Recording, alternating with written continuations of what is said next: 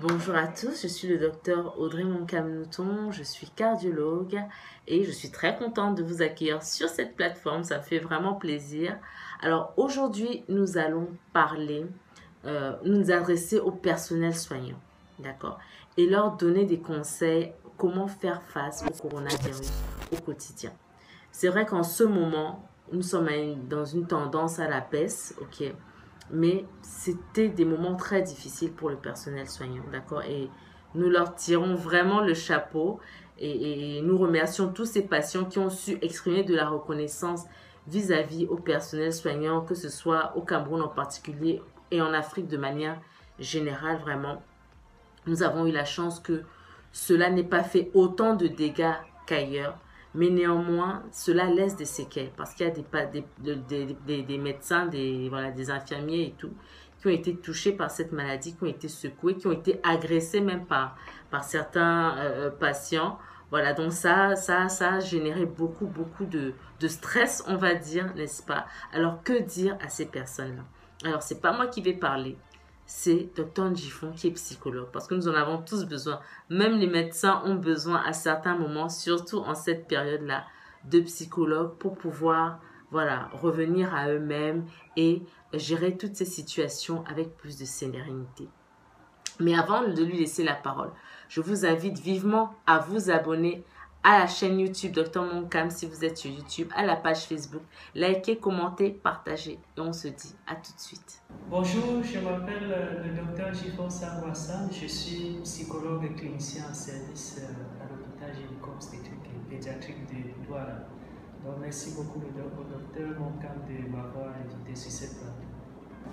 Quels conseils donner au personnel soignant confronté à la guerre sanitaire du Covid-19? Alors, je veux dire, concernant le professionnel soignant, ou le personnel soignant, c'est des êtres humains, tout comme les patients qui sont affectés par cette maladie. Donc, c'est des personnes qui peuvent aussi manifester des souffrances liées à cette maladie. C'est des personnes qui peuvent avoir constamment peur d'être contaminées par cette maladie, puisqu'il y a aussi des statistiques qui montrent que des médecins, des infirmiers et autres professionnels soignants ont été contaminés par cette maladie. Il y a même eu des décès au sein de ces personnels. Donc il y a que ces personnels peuvent manifester cette peur d'être contaminés et cette angoisse finalement de mort concernant cette pathologie, même s'ils ne sont pas contaminés.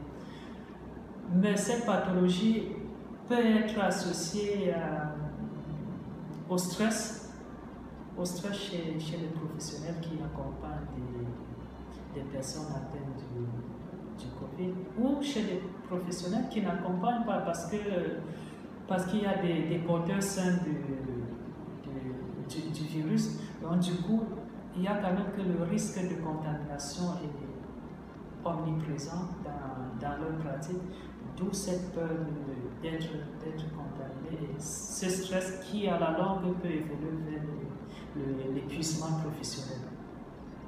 Donc le conseil que je peux donner aux professionnels, c'est déjà, comme les patients et leurs proches, c'est déjà de respecter à leur niveau les mesures barrières contre la pathologie qui ont été définies par l'OMS et le gouvernement camerounais.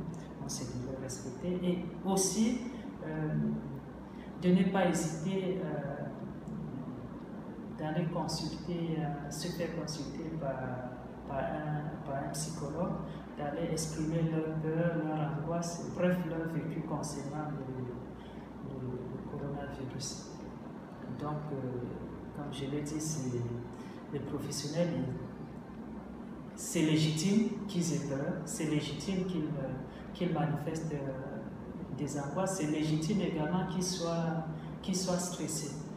Mais face à ce stress, face à cette peur, il serait intéressant pour eux et bien protecteur de s'exprimer à un professionnel psychologique.